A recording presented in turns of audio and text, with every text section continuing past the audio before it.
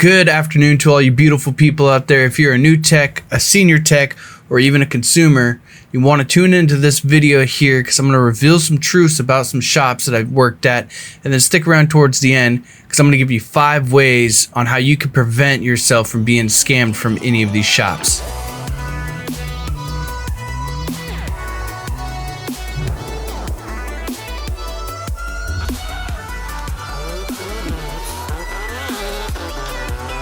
Before we get started, this is a little mini series I'm doing here. This is currently video number 3 out of 5 I think that I have written up on this. So if you're new to the channel, go ahead and subscribe to finish this out, and then later in the future we'll be having some really cool build videos going on. Life is a little bit of a struggle, so it's going to take some time for those videos. But jumping right into this video, this is a topic I want to make more awareness for, because I know a lot of people know that there's shady shops out there, but in my experience, it has been much worse of a problem than I thought it was. So to start off here, yeah, unfortunately, there's a lot of shops out there that do scam people, and the way they do this is they will overcharge you. Some of the times the mechanics will recommend stuff that isn't necessarily needed.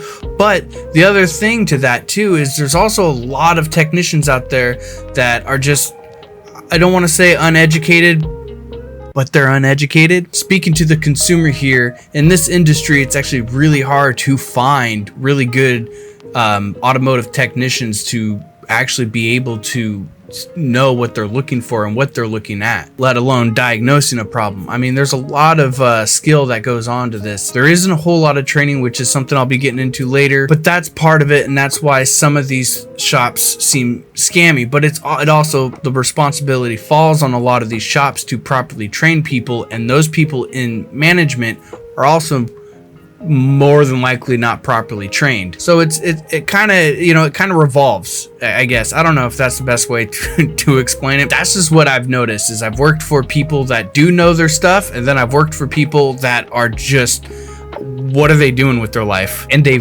perfect example of this is my time at Midas. Now, I stand up for what I believe in. If you live in the Houston, Texas area, avoid all Midases around here, 100%. So like I said, there's been multiple shops I've been at that are poopy, but my time at Midas was the worst, because in this situation, it wasn't just misdiagnosing something or anything like that. What happened was we had a 2013 Volkswagen GTI come in, had a coolant leak. It was bone dry. I mean, it was drier than a Popeye's biscuit when it came in. And the first thing I did was, I do a visual inspection first to see if I can find anything wrong.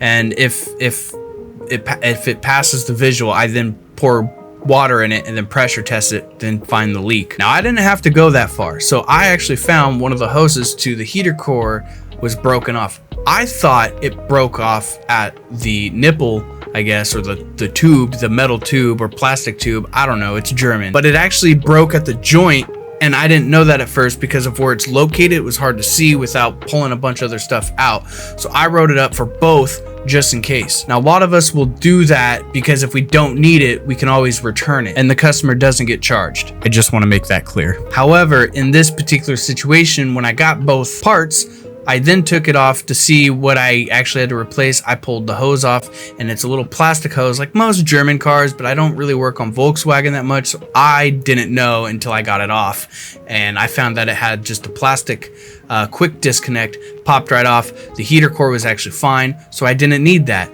So I went back in, told my advisor or manager that, hey, we actually don't need the heater core. It's totally fine. You know, we can return this. And he says, no, we're going to charge him for it anyways because we're slow right now and we need the money.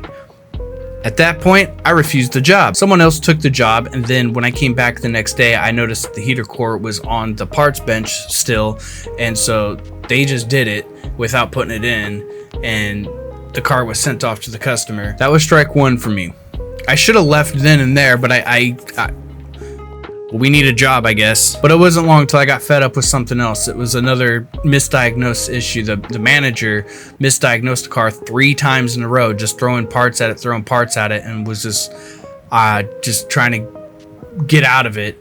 And I came by and I figured out what the actual issue was. It ended up being a blown fuse, but it was causing the car to stay in limp mode the whole time.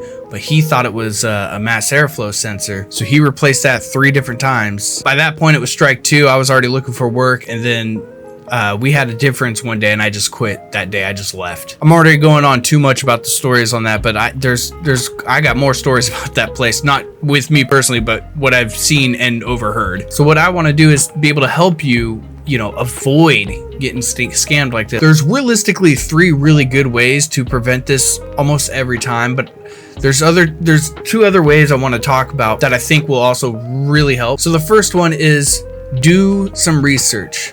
Always do your research when you're looking for shops and everything like that. A mechanic is somebody, like, this industry thrives on repeat customers. So if you can find one shop or a mechanic or somebody that you can rely on and always go to them for the work on your car, that's perfect.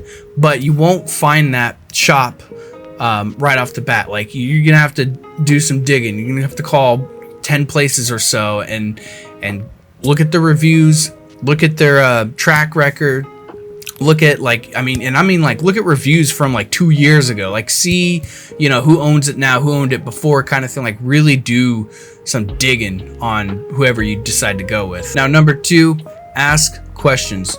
Always ask questions. If you are there and they're looking at your car and they have it up in the air in the shop and everything like that, and then they come in, they tell you, oh, your car's going to need X, Y, and Z. Ask if you can go back and have the technician show you, or at least see if they take pictures and send them to you as well. But if they don't, see if you can go in and look. Most places will not care to take you to the back to show you what's going on. If they give you a bunch of excuses or try to use the whole, oh, it's against our policy to let customers back there, it's a load of crap. That is a huge red flag, and you should take your car away from them and go somewhere else. And the third thing, always get some sort of writing of the estimate. If they say it needs XYZ, get an actual estimate from them and hold them accountable for it, because the responsible shop, if anything comes up, they will call you and be like, hey, we're running into this problem. We're gonna need to tack on a little bit more to get this situated. Is that okay? And it's up to you to say yes or no, but that's how it should work. If they go ahead and do with what they said in the beginning, and then you come in and the bill's even more without them calling you or anything first, like, that's a no-go. Don't go to that shop again. And number 4 kind of goes hand in hand with number 3, and this is get multiple quotes. And the reason why I say do that after you get a full estimate with what needs to be done is because most shops, if they're ran properly, they're going to want to diagnose the vehicle first. So if you were to do that in the first step of getting your reviews on places, they might say, well, we need to diagnose it first. We need to look at the car first and everything like that. But in this case, if you already went with the shop and you're still a little unsure, you could take that estimate, call around and be like, hey, I have a quote for struts, brakes, and tie rods. And call a couple shops and get quotes for those particular jobs and see what they say. If they're pretty much in the same ballpark, then okay, then that's probably a pretty honest shop. But if one shop is, way under or way over, then there might be a problem and you should address that. I'm not taking that clip out. I'm gonna let that slide because that was a lot. And number 5, more common sense, but trust your instincts. If you go to a shop and you're getting a bad vibe, man, just trust that vibe. Don't take it there. If you feel like I don't know about this, then stick with that instinct and take your vehicle and go somewhere else. And so, in conclusion to everything that I said here, again, not every shop is super scammy. I've had a lot of really bad experiences working for shops. I have left shops for moral reasons, because of what they do to customers, because they're uneducated and they think they're right and they don't want to learn more. There's a bunch of reasons why I left shops.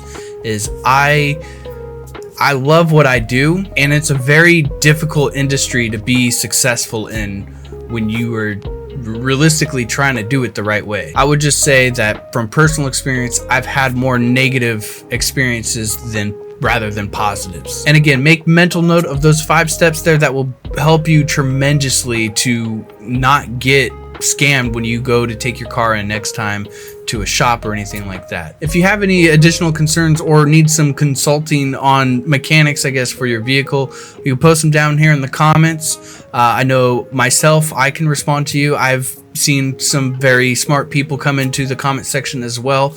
Or if you would like, you could reach out to me too. I have my email down below. I don't check it that often. Instagram is the best way to contact me. And with that, I got a couple more videos in this series that will be coming out. If you enjoyed this video, leave this video a like and subscribe to the channel for more. And then comment down below your thoughts. And I will see you guys all in the next one. Have a good week. Bye-bye.